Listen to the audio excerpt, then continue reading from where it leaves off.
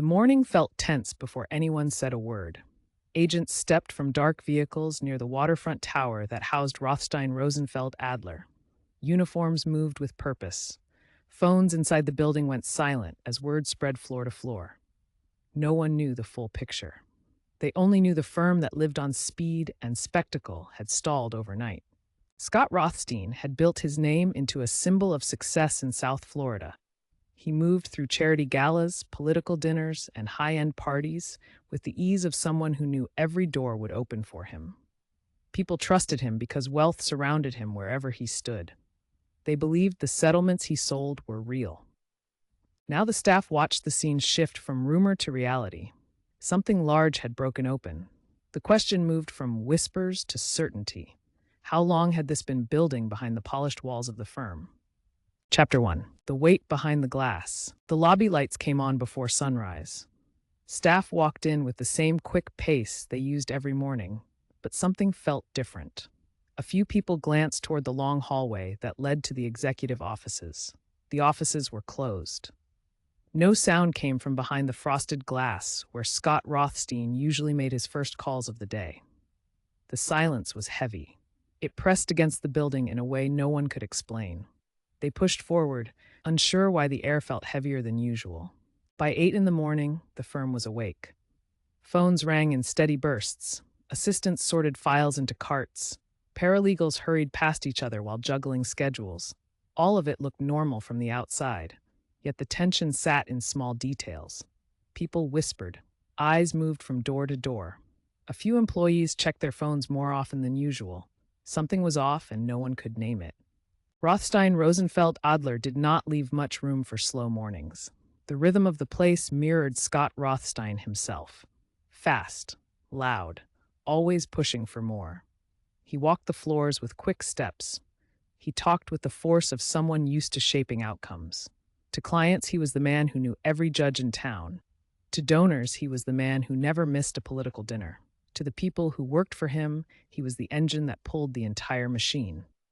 He had not shown up yet. That was the first break in the rhythm. A junior partner checked his watch. He kept glancing toward the elevator. Rothstein rarely missed an early arrival. It was part of the image he built. He wanted people to see him as a man who lived inside momentum. He had often said that success came from staying ahead of the next person who doubted you. He acted like someone who believed every step needed to be louder than the one before it. By mid-morning, the questions moved beyond whispers.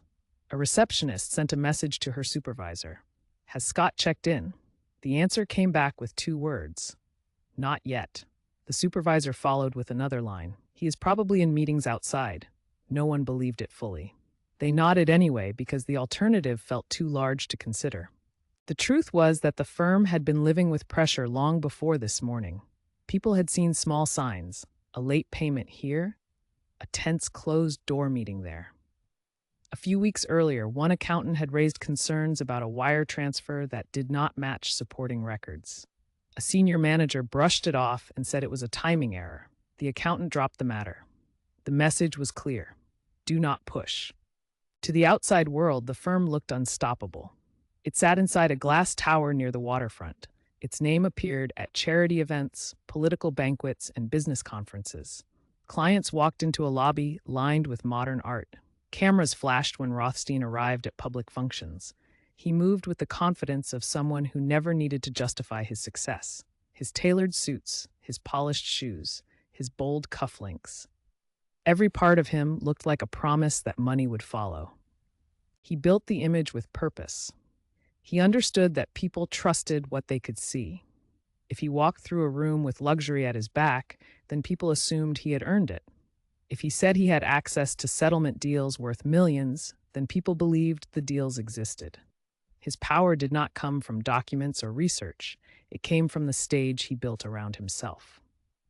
His rise in South Florida legal circles added to the illusion. He had started as a young attorney with a sharp sense for negotiation. He knew how to pull attention into a room. That skill brought clients. Clients brought money. Money brought influence. He joined partnership discussions with a sense of inevitability. By the time he helped build Rothstein Rosenfeld Adler, He carried a network that stretched from business leaders to political figures. People like to repeat the story of how he once secured a settlement faster than anyone expected. They said he worked the phones with such intensity that the opposing counsel folded under the pressure. They said he never slowed down. The stories grew with each telling. The image built itself as much as he built it. He leaned into that momentum. He wanted the world to see him as a man with no ceiling. His lifestyle made that message louder. Anyone who visited his waterfront home left with a memory of marble floors, high ceilings, and a view that looked like it had been pulled from a luxury magazine.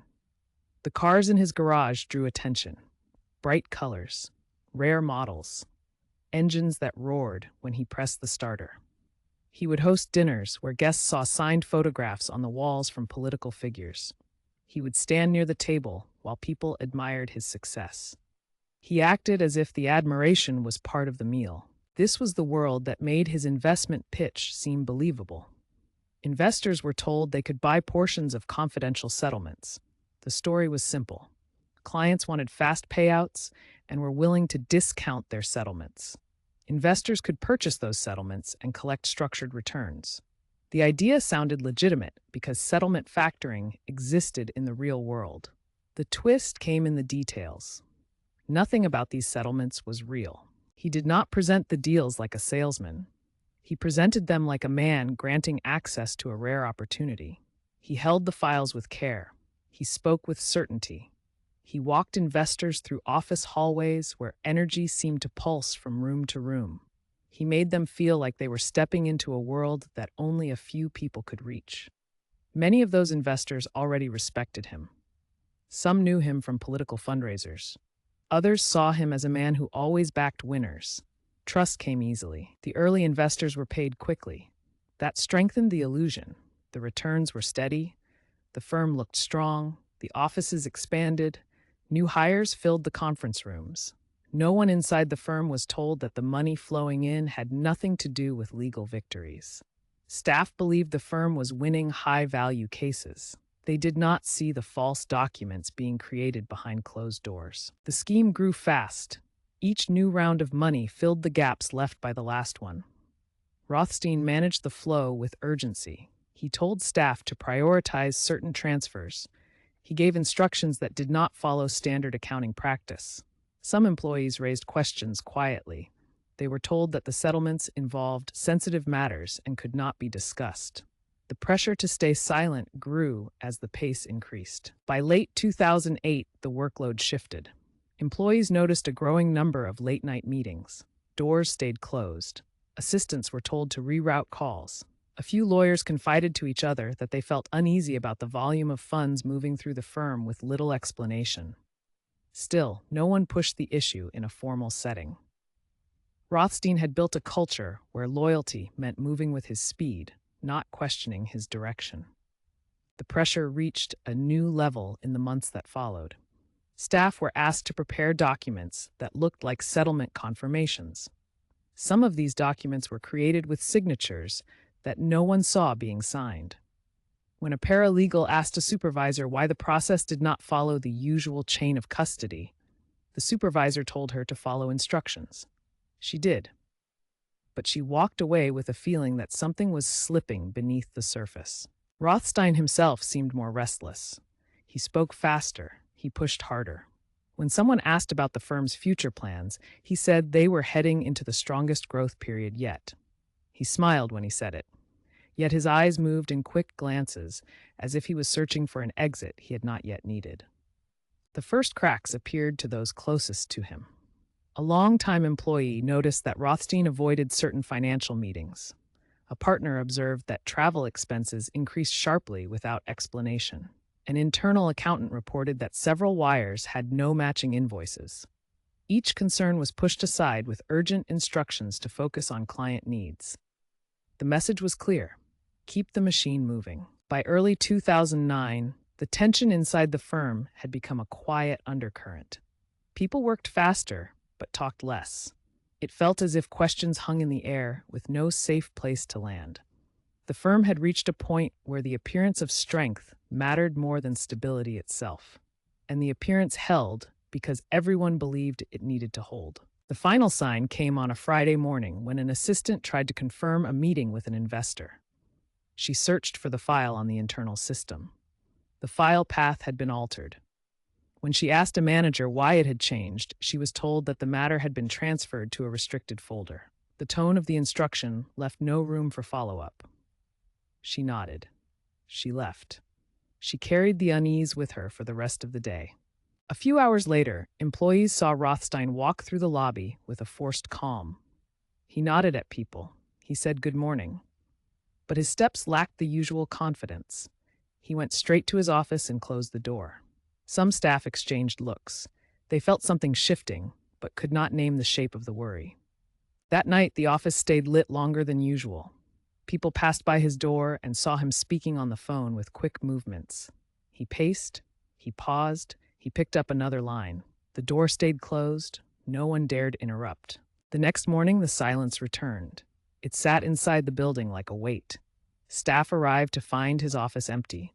No one had seen him leave his home. No one had heard from him since the night before. A senior partner told everyone to continue their work. He said the firm was fine. His voice carried strain. The question formed in the minds of everyone present. How did a man who lived through speed and spectacle allow this much silence to settle behind him? The answer waited beyond the outline of what they could see. The first cracks had widened into a gap they could no longer ignore. The real breach had already begun. Chapter 2. The center begins to tear. Morning traffic moved along the streets outside the tower, but inside the firm, the mood had shifted from uneasy silence to a tight readiness. Staff entered with their eyes up and their phones in hand. They checked messages twice. They looked for signs that the building would settle back into its old rhythm. It did not. Every step echoed louder in the hallways. People tried to work, yet the feeling of something unfinished followed them through each task. A group of employees gathered near the break room. Someone said they heard that a major investor had shown up the night before asking for documents. Someone else said they saw Rothstein leaving the parking garage in the middle of the night. None of the stories carried proof. They still spread.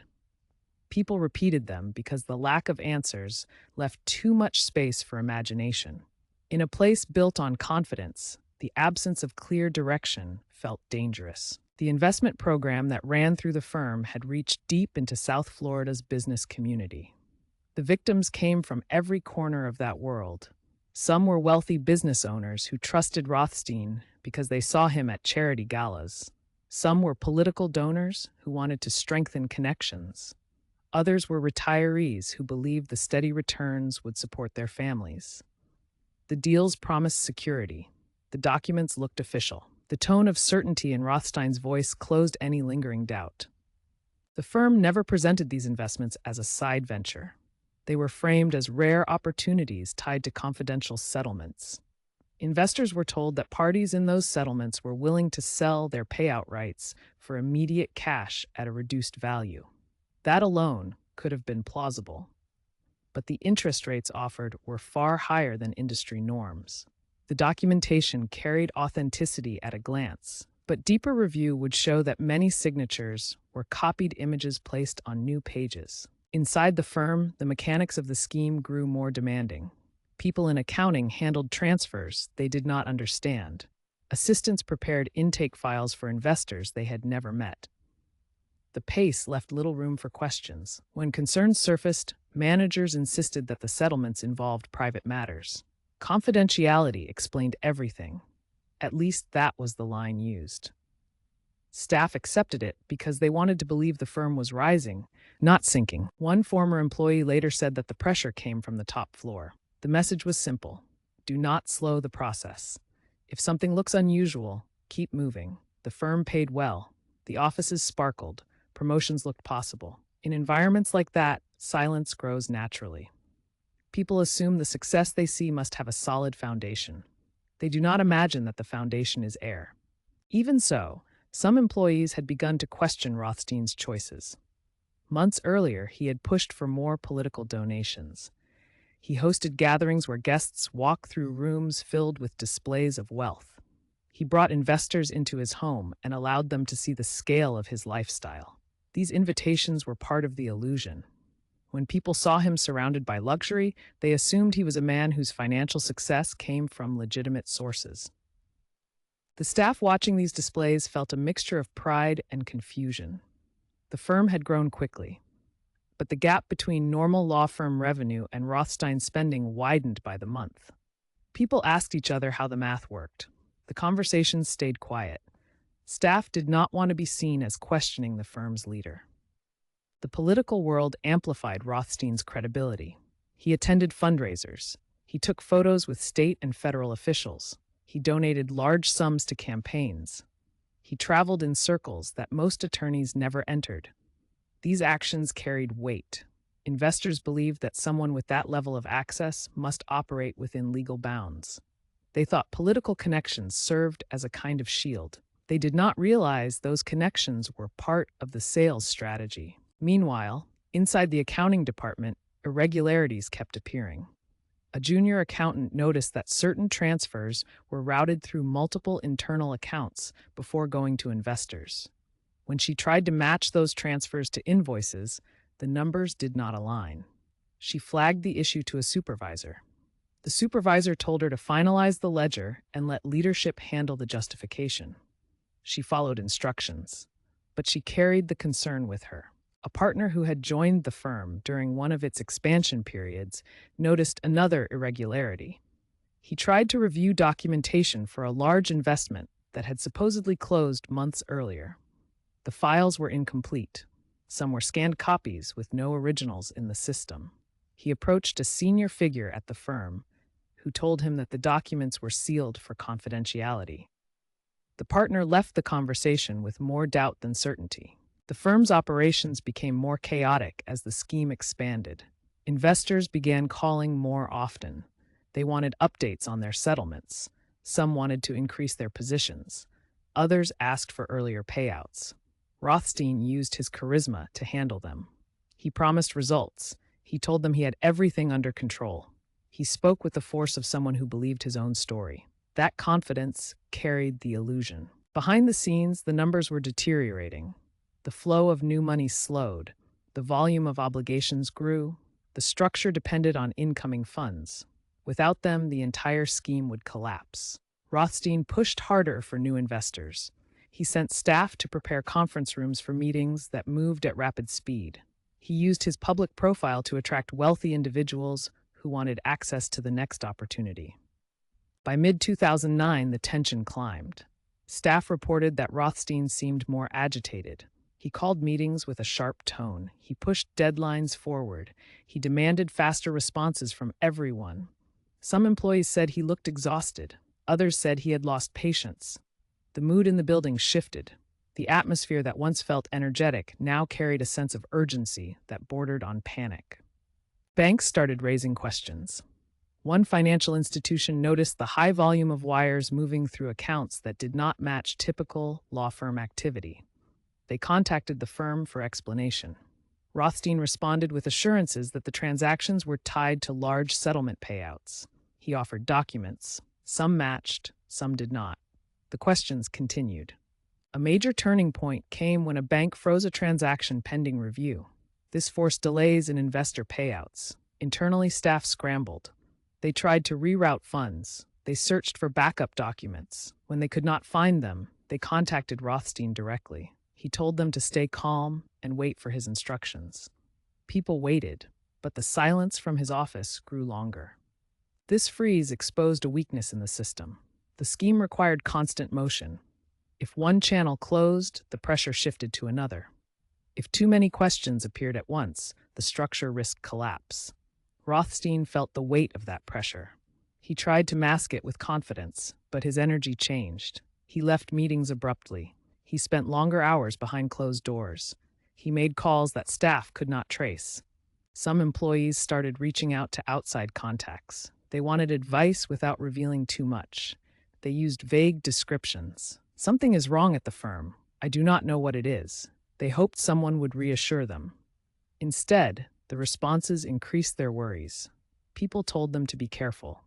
They said that the gaps in documentation looked serious. They said firms cannot hide irregular flows forever. Within the firm, the silence spread. People avoided hard discussions. They worked through files with forced focus. They watched Rothstein move through the halls with a strained expression. They noticed that he no longer greeted people with the same bold confidence. He looked distracted. He looked pulled in too many directions. The midpoint crisis arrived quietly. One afternoon, an investor asked to verify a settlement through a third party. This request threatened everything. If the investor made contact with the supposed claimant, the truth would be exposed immediately. Staff forwarded the request to Rothstein. He did not respond for hours. When he finally replied, he instructed them to say that the settlement was under strict confidentiality rules and could not be verified. They followed the instruction. The investor accepted the explanation for the moment, but the question had been raised. It would return. As pressure grew, allies inside the firm began turning into observers. A few employees started saving copies of suspicious documents. Some prepared private notes. They felt the structure near collapse. They wanted to protect themselves if the truth came out. Cooperation with investigators had not begun publicly, but several staff members were already preparing for that moment. The final days before the break were marked by confusion. Investors called more frequently. Some asked for full withdrawals. Others wanted to meet in person. Staff struggled to keep pace. They delivered messages to Rothstein's office. They waited for direction. Responses came slowly or not at all. Late one evening, a senior administrator noticed that Rothstein's office lights were on long after most people had left. She knocked once. There was no answer. She opened the door a few inches and saw him on the phone. His desk was covered with papers. He scribbled notes with quick strokes. He did not look up. She closed the door. She walked away with a feeling that something irreversible had already occurred. The next morning, he did not return. His absence shifted everything. Staff knew the firm depended on him for all major decisions. Without him, the workflow froze. A few employees met privately in a small conference room. They discussed what they had seen over the past months. They wondered whether they should contact outside authorities. They worried about what their silence had allowed. The breaking point arrived when a large investor demanded proof of a payout that had supposedly been deposited days earlier. When staff could not provide evidence, the investor grew alarmed. He said he would come to the office. He said he wanted answers. This call set off a chain reaction. Messages were sent across departments. People gathered files. Supervisors tried to calm the situation. They realized they had no solutions. The sense of structure that had held the firm together began to collapse. People watched the process unfold with the awareness that they were standing inside a moment too large to manage. They knew that once the truth reached the surface, the building would never return to its old rhythm. The question that had hovered for months now sharpened. What had pushed a successful attorney to build a scheme so large it consumed his entire firm? The answer waited just beyond view. The collapse had begun. The truth was about to surface. Chapter 3. The Collapse and the Cost. The morning he vanished set the final chain in motion. Staff arrived expecting direction, hoping his absence was temporary. Instead, they found the office frozen. Messages piled up. Investors kept calling. Every unanswered question became sharper. People stood by their desks with the look of those waiting for impact. They knew something irreversible had begun.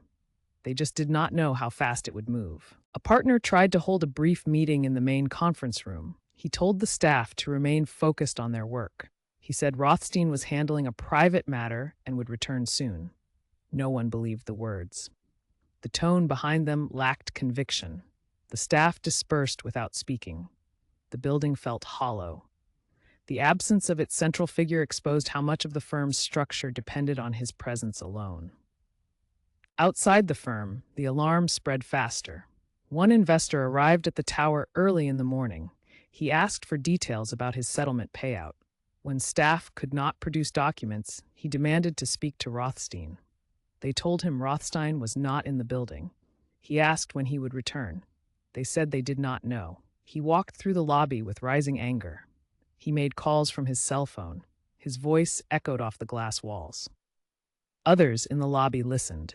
They heard his questions turning into threats of legal action. The illusion had cracked. Word traveled quickly. More investors called. Some drove to the office. One said he needed verification of funds he believed were already transferred. Another said he wanted his principal returned immediately. Staff could not provide answers. They searched the internal systems. Files were incomplete.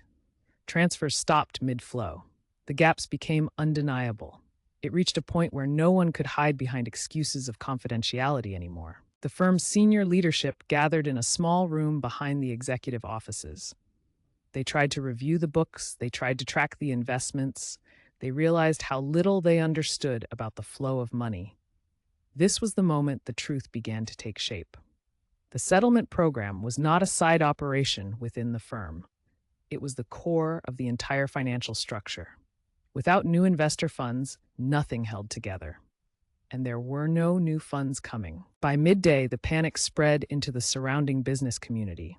Investors who had trusted Rothstein called each other. They shared fragments of information. They visited banks. They tried to trace transfers. What they found raised deeper suspicion. Some accounts were empty. Some showed movement of funds in patterns that made no sense for legitimate settlement payouts. Banks began internal reviews. Executives contacted federal authorities. The structure that had been built on confidence could not survive scrutiny. While this unfolded in the office, Rothstein was already on a flight to Morocco. He carried small bags. He left behind the appearance of stability he had maintained for years. His departure confirmed what many feared. He knew the scheme had reached its limit. He sought distance before the truth surfaced fully. His move shocked those who learned of it later. A man who built a public identity around control had chosen escape. Inside, the firm's staff watched the day break apart. The calls grew more aggressive. Some investors arrived in groups. They demanded answers. They stood in the lobby with tense faces and raised voices. Security tried to manage the flow, but emotions overtook structure. People looked at the firm's name on the wall and wondered how they had missed the warning signs. The building no longer represented success. It represented betrayal. The FBI arrived within hours. Agents walked through the glass doors with firm steps. Their presence answered the question circulating through every floor. This was not a misunderstanding or a delay. Something criminal had taken place. Agents entered the executive offices. Staff watched from a distance. Some felt fear. Others felt relief. They had been waiting for someone with authority to take control. Agents requested files, electronic records, and internal communications. Some documents were missing. Others were altered. Digital logs revealed inconsistencies. The scale of the problem grew with each step. It became clear that the money owed to investors was far greater than anything the firm could produce. The structure had collapsed completely. The forensic work began immediately. Accountants traced wire transfers. They examined email chains. They reviewed the settlement files. The documents did not hold up.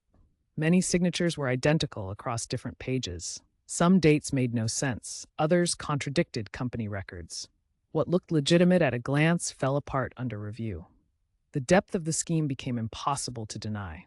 Investors gathered outside the building after hearing the first news reports. Some paced, some cried, some stared at the tower in disbelief. They had trusted Rothstein. They believed in his confidence, his access, his promises of security. Many had invested life savings. Others had borrowed money because they believed the returns were guaranteed. The losses struck across families, businesses, and communities. By the evening of the first day, federal authorities confirmed he had left the country.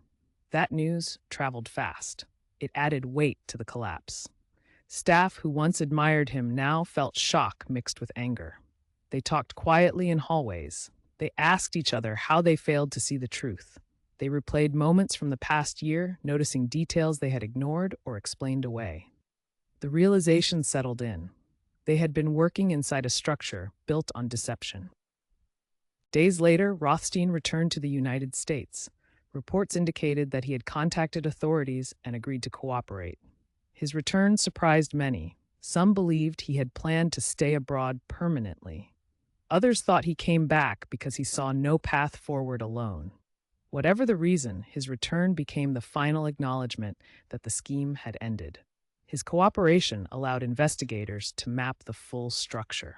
It revealed how long the fraud had operated and how many people it reached. During the investigation, he described the program in plain terms. He admitted the settlements were fictional. He admitted the documents were fabricated. He explained how investor funds were used to create the appearance of legitimate returns. He addressed the political donations. He said they were part of building influence and attracting new investors. His statements filled the gaps that staff and investigators had struggled to understand. The law firm did not survive the fallout. It entered bankruptcy. Employees lost their jobs. Some faced scrutiny and questions about their roles. Most were cleared. Many felt lasting damage to their reputations. They had spent years believing they were part of a rising firm. Instead, they learned they had been part of a structure built to mask a fraud. Victims worked through long recovery processes. Some received partial restitution through asset seizures. Others faced permanent financial loss. The emotional toll remained.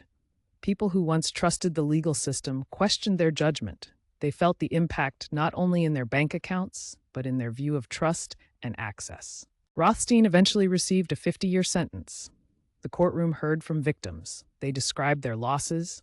They described their trust. The sentence reflected the scale of the harm. The judge noted the sophistication of the fraud and the damage it caused to public confidence. The outcome marked the end of the legal process, but not the end of the questions raised. The aftermath revealed weaknesses in oversight systems. Banks had raised concerns but lacked full visibility. Staff had sensed irregularities but lacked support to investigate. Investors trusted personal connections more than documentation. Political circles accepted large donations without asking deeper questions. The case exposed how image, wealth, and influence can create a shield strong enough to hide serious wrongdoing. In South Florida, the story became a warning. It showed how easily trust can be manipulated when confidence is packaged with luxury. It showed how a professional title can mask deception when the surrounding environment rewards appearance over substance. It also showed the cost of silence. Many people had noticed signs. Few pursued them. Inside the empty halls of the former firm, the silence returned. The rooms once filled with energy and ambition now held only the echo of what had been lost. The name on the wall no longer represented success. It represented caution. People who walked past the shuttered office felt the weight of a lesson learned through painful experience. The case left one final question for anyone who followed its story. How does a system rebuild trust once it has been broken by someone who understood exactly how to exploit it? The answer carried no simple path. The damage had been done.